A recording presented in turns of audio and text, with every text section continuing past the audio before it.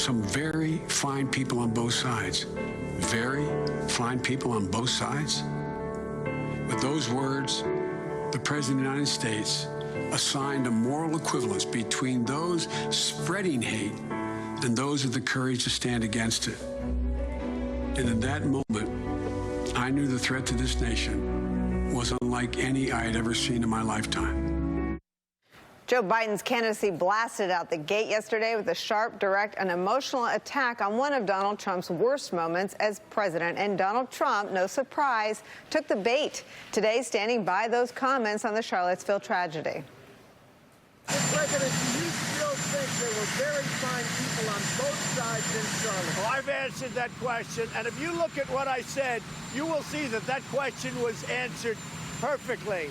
And I was talking about people that went because they felt very strongly about the monument to Robert E. Lee, a great general. Whether you like it or not, he was one of the great generals. I've spoken to many generals here, right at the White House, and many people thought of the generals, they think that he was maybe their favorite general.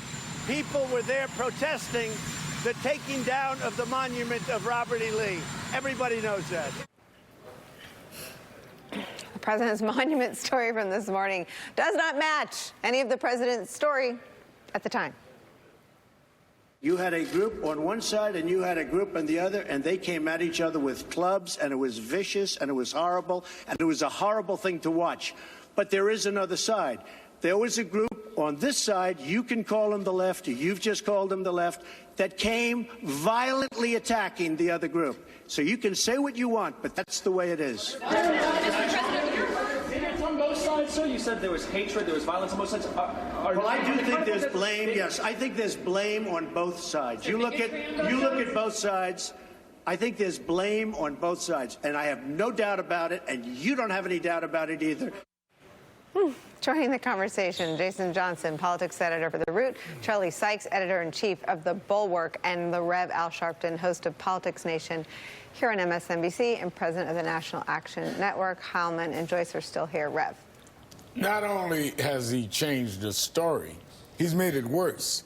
Because for him to stand there and praise a Confederate general as a good general, and that there are generals inside who I'd like to have the names of them that felt he was a great general. We're talking about a man that led an army to overthrow the United States government, the building he was pointing to, who was guilty of treason. There is no head of state that I could think of in the world that would be praising someone that led an insurrection army against their state that they're not a president of. It is outrageous. He's made a statement today, Nicole, worse than what he said that Joe Biden quoted him. What was revealed in that moment was so abhorrent, not just to us, but to his own staff. We have learned that Gary Cohn, who was then his chief economic advisor, drafted a resignation letter. We've heard from a lot of accounts. Heilman and others have reported on what that moment was like. To, as you said, not just double down, but make his own horrific story worse today. Tells you everything you need to know about the size of the nerve Joe Biden hit yesterday. Well, yes, and speaking of Joe Biden, I mean, he successfully on day one trolled the president of the United States, who did take his bait. But there is a whole group out there in Trump land that are the sort of the Charlottesville hoax truthers who are trying to rewrite all of this. And they are pushing this line on websites like The Federalist or on Fox News.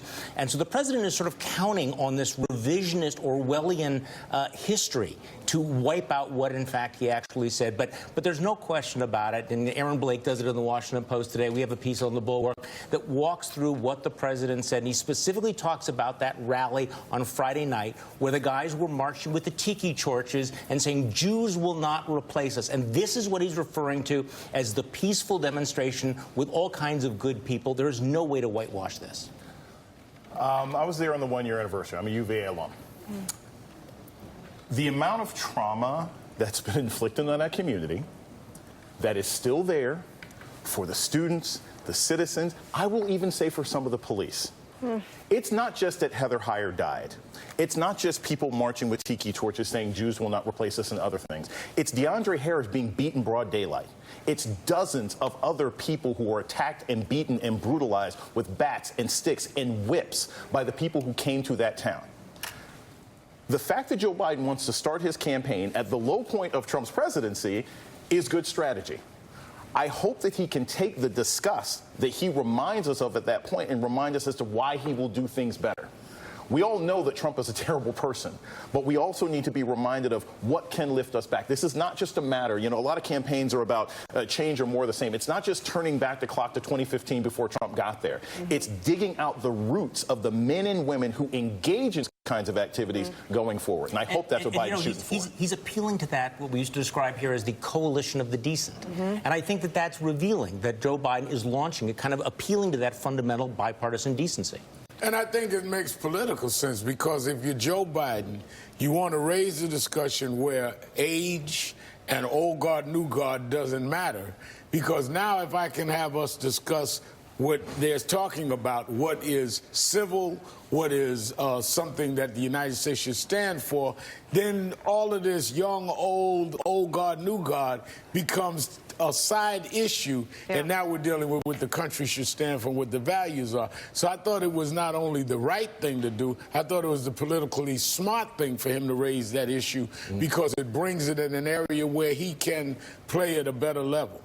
There's also one kind of comforting element of this, which is that we are reminded again that Donald Trump is like Pavlov's dog on steroids, right? You can get him to take the bait on anything. Literally the stupidest, most impolitic, most despicable, the thing that almost everyone in the country, right, unless you're actually like a reader of the Daily Stormer and you're an actual neo-Nazi, pretty much everyone, Republicans and Democrats alike, point to that and say, that was a huge mistake that Trump made. It makes me queasy. It's disgusting. It's horrible. You can get him to say it again by just poking him a little bit, right? And I think yes, it proves again that Trump will take the bait on anything, but it's a really important lesson for Democrats to learn. I don't know if Biden expected that he could get Trump to take the bait that quickly on something this aberrant, but if you can get him to take the bait on this, you can get him to take the bait on pretty much anything, and that's an important thing for the Democrats to know. Are you surprised that no other Democrat launched their campaign by contrasting themselves or their vision for the country with what we saw in Trump? I am, because I think a lot of them, they're not benefiting, they're not Joe Biden.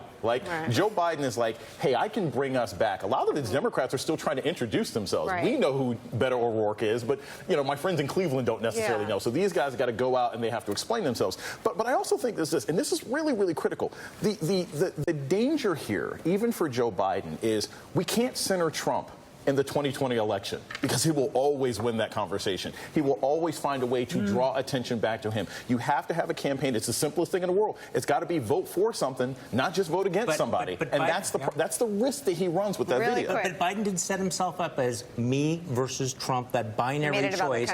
And I think that elevated him. That said, just remind you what an alternative would look like. And look, it's a long campaign. You have a chance to do all of that. And what the country is going to stand for. And I think by the reaction of this president is an old Muhammad Ali strategy. Joe, lay on the ropes and let him punch himself out. They call it rope-a-dope. I'm not calling the president a dope, but I am saying lay on the ropes. So much more to